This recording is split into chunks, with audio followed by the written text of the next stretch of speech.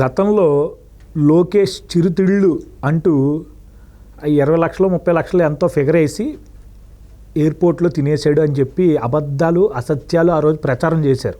అయితే ఆ చిన్న అంకి ఏదైతే వీళ్ళు చెప్పారో, అంటే అది చిన్న అంకి ఎందుకని అంటే ఇప్పుడు నేను మీకు చెప్పబోయే అంకి షాక్ అవుతారన్నమాట.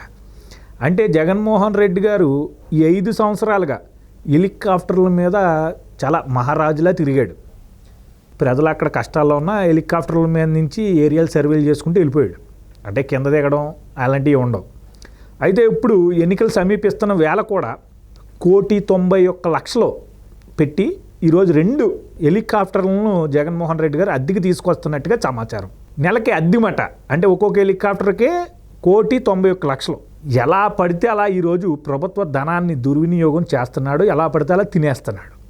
అంటే వీళ్ళ ఉద్దేశం ఏంటంటే ప్రజలకు 10 రూపాయలు పాడేసి మనం మైనింగ్లు చేసినా, దోపిడీలు చేసినా, దౌర్జన్యాలు చేసినా, లేదా ఇలా ప్రభుత్వ సొమ్ము పందుకొకలా తినేసినా ప్రజలు పట్టించుకోరు అనే చందాలో వీళ్ళు సాగుతున్నారు.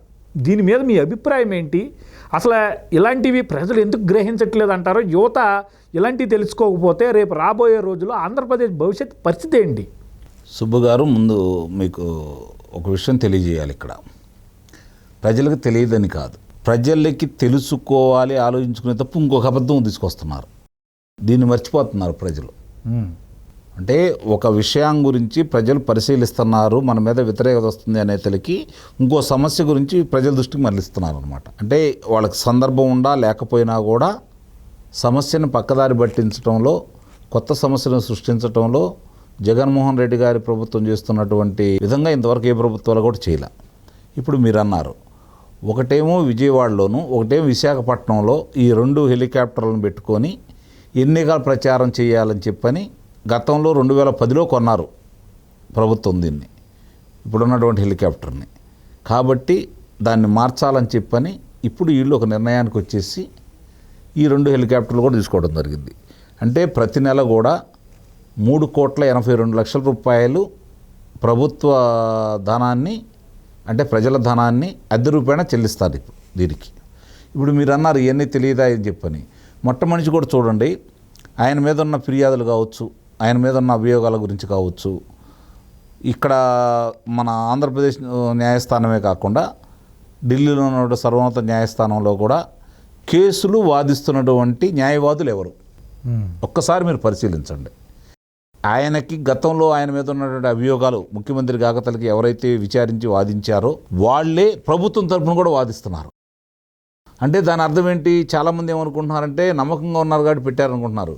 కాదు, వాళ్ళకి ప్రభుత్వం తరఫు నుంచి జీతం ఇచ్చేస్తున్నారు. కోట్లల్లో, మళ్ళీ కోట్లలో ఇస్తుంటే సర్వోన్నత న్యాయస్థానం ఇన్ని కోట్ల న్యాయవాదులకి ఆ లెక్కలు మాకు ఇవ్వండి అని చెప్పని అడిగారు మొన్న. అట్లాగే సలహాదారుల గురించి చాలామంది మాట్లాడుకుంటున్నారు. సలహాదారుల్లో చాలామంది సాక్షి పేపర్లోనూ వాళ్ళ సంస్థల్లో పనిచేసిన వాళ్ళే, తన సామాజిక వర్గం వాళ్ళు ఎక్కువ. వాళ్ళందరం తీసుకొచ్చేసింది తన సాక్షి పేపర్లో ఉంటే, సాక్షి అంటే సాక్షి పేపర్ అయిందే కాబట్టి ఆ డబ్బులు చెల్లించాలి. కాబట్టి ఇప్పుడు ప్రభుత్వం సలహాదారులుగాను వివిధ హోదాల్లో వాళ్ళని నియమించుకున్నందువల్ల ప్రజల సొమ్ము వాళ్ళకి పంచుతున్నాడు కదా. అంటే అక్కడ తన డబ్బులు మిగిలినయే కదా.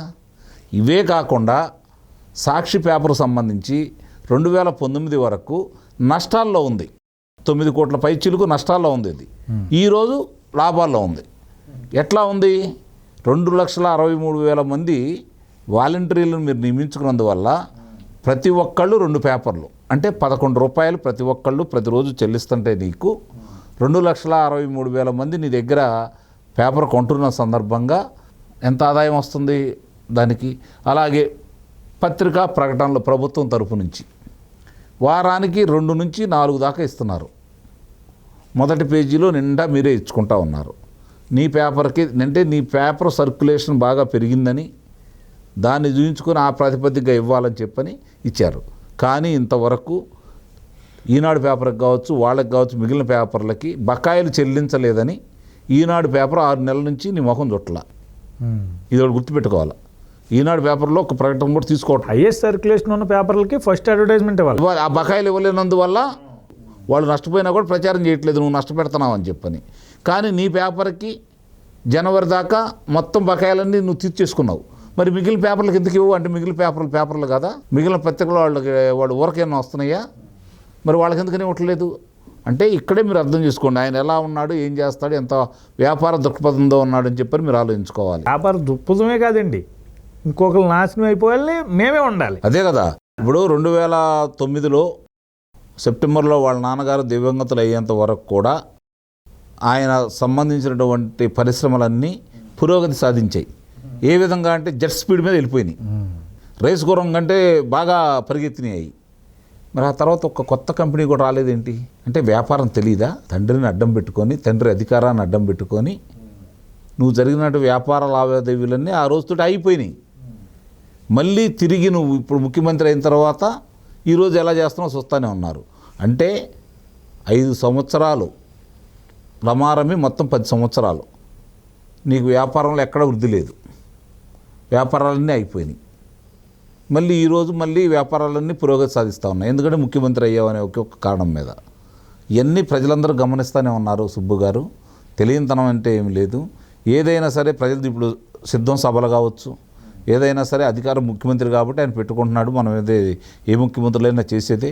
ఇక మీరు అన్నట్టు హెలికాప్టర్లు వచ్చేసరికి గతంలో ఇళ్ల పట్టాల పంపిణీ కార్యక్రమంలో భాగంగా నిరుపేదలను మోసం చేసి వాళ్ళందరికీ ఆ రోజు ఇళ్ల పట్టాలు ఇస్తున్నా అని చెప్పని ప్రచారం చేసేసి న్యాయస్థానం దాన్ని వద్దని చెప్పినా వారించినా వినకుండా మొండిగా వెళ్ళి ఆ రోజు చేసిన దాంట్లో 7 కిలోమీటర్లు హెలికాప్టర్లు వెళ్ళారు.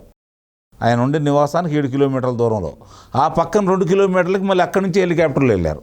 అది ఆయన ప్రజల కోసం చాలా పొదుపు పాటిస్తున్నాడు అనమాట. ఇక ఎక్కడికన్నా వెళ్ళారనుకోండి, పర్యావరణానికి సంబంధించి పర్యావరణవేత్తలందరూ ఏమవుతున్నారో పర్యావరణం గురించి మరి అమరావతి కడితే నాశనం అయిపోయిద్దని చెప్పిన ఆ రోజు అమరావతి కట్టడం మొదలు పెట్టకుండా చేయడం కోసం ఎంతమంది ఎన్ని విష ప్రయత్నాలు చేశారో మేధావులు అనుకున్న వాళ్ళని చూసాం, పార్టీ నాయకులను చూసాం. మరి ఈయన ఎక్కడైనా చెట్లు గిట్లు ఇవన్నీ నరుక్కుంటూ వెళ్ళిపోతూ ఎప్పుడో 100 సంవత్సరాల నాటి చెట్లు కూడా తొలగించుకుంటూ ఆయన నరికేసుకుంటూ హెలికాప్టర్లో వెళ్తున్నా కూడా కింద నరికేసుకుంటూ వెళ్తున్న వ్యక్తి గురించి కనీసం న్యాయస్థానాలకి ఎంతమంది ఆశ్రయించారు? ఈ మేధావులందరూ ఏమైపోతున్నారు? ఎక్కడ కళ్ళు మూసుకున్నారు? కనపట్టలేదా వాళ్ళకి? వినపట్టలేదా? మాట్లాడలేకపోతున్నారా? ఏం జరిగింది అర్థం కావట్లా. అంటే ఇప్పుడు ఇక్కడ మేధావులు అనేవాళ్ళు కావచ్చు, ఒక వర్గం వాళ్ళు కావచ్చు, తెలుగుదేశం పార్టీకి ఉపయోగపడకుండా ఉండటానికి ఏమైనా చేస్తారు, ఏమైనా మాట్లాడతారు. పొరపాటుని ఏదైనా మాట్లాడితే అది వైఎస్ఆర్సీపీకి నష్టం జరిగితే మాత్రం వీళ్ళు మిన్నకుండిపోతూ ఉంటారు. ఇది ఇప్పుడు ఆంధ్ర రాష్ట్రంలో ఉన్నాడు మేధావుల పరిస్థితి. ఇవన్నీ దృష్టిలో పెట్టుకుని కళ్ళ ముందు చాలా స్పష్టంగా కనపడతా ఉన్నాయి. ఇప్పటి వరకు జరిగిన నష్టాన్ని రాబోయే ప్రభుత్వం ముక్కు బిండి వీళ్ళ దగ్గర వసూలు చేయాల్సిందే. అప్పుడు భవిష్యత్తులో మళ్ళీ ఏ రాజకీయ నాయకుడు కూడా సొంతం కోసం వాడుకోకుండా ఉండాలి అంటే ఇలా దుబారా చేసిన అన్నింటినీ వసూలు చేయాల్సిన బాధ్యత రాబోయే ప్రభుత్వాల మీద ఉందని అయితే నేను భావిస్తున్నాను.